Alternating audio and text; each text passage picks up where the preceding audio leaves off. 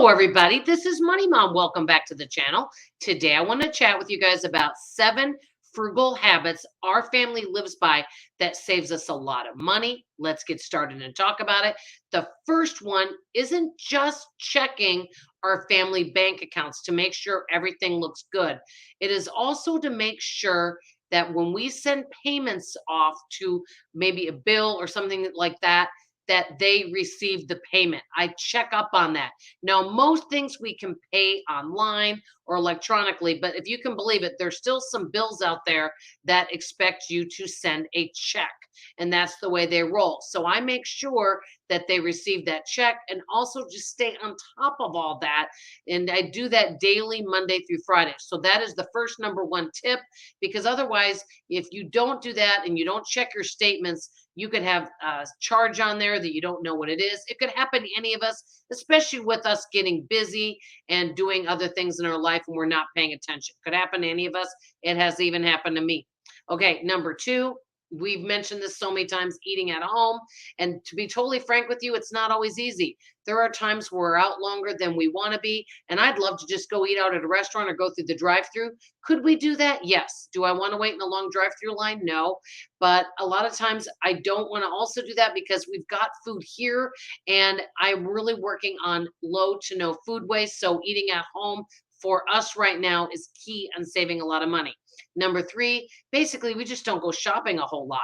Now, I occasionally, recently, I bought some shirts for myself, and a friend gave me some shirts, and I don't feel bad about that because I had needed something with a wider neck to get around my neck brace. But I normally am not out and about shopping all the time. I used to go thrift store shopping. I would be a major coupon shopper. I was basically always at the stores. The more you're at the stores, the more money you can spend. And if you're buying things you don't need, even if it's a really great deal, it's really not a good deal at all because it ends up being stuff that you end up donating 6 months later. So basically, we just don't buy a lot. So that's number three. Number four, just making do with what I have at home. For example, right now we're kind of in a need of a refrigerator.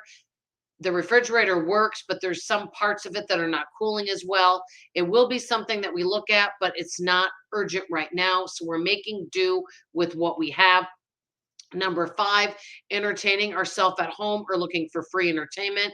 We have a museum that's not far from us that is a World War II museum, and they're doing a special display on women and how they contributed to the war efforts. And it looks really interesting and it's free. So, looking for free activities, playing games at home, watching free movies, things like that. So, doing as much free entertainment as we can, and then occasionally going to do something special and spending money is okay too. Okay, number six, making mock recipes. I've made a lot of recipes from different restaurants. Now, it may not turn out exactly the same, but pretty close. And it's satisfying, and that ends up saving money because you can make a lot more than what you're going to get at the restaurant.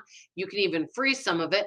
One of the recent ones that I made was the Starbucks lemon loaf. It really was good. And I basically made an entire loaf.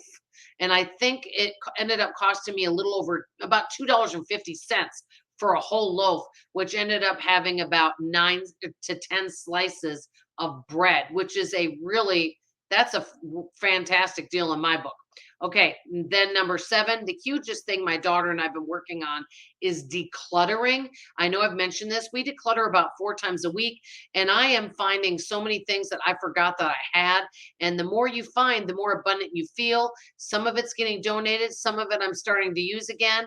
And it's just wonderful to have all these blessings.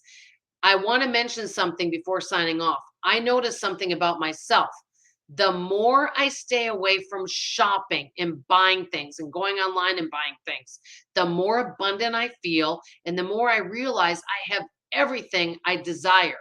The more I shop, the more I want. Example, if I go out and buy some shirts, I notice, well, then I want to look for more sales and get more shirts. And I want more, more, more. And sometimes it's a challenge in frugal living to find a balance. And that's why it's so individualized. And that is why we call it personal finance. So I'm just trying to constantly find the balance for our family. I'm feeling really good about some of the directions we're going, but I can always improve. So I want to hear from you guys. Share some of your very favorite frugal habits that you're doing this month, for example, that's saving you a lot of money. That's all I have to say for now. I love you. I appreciate you.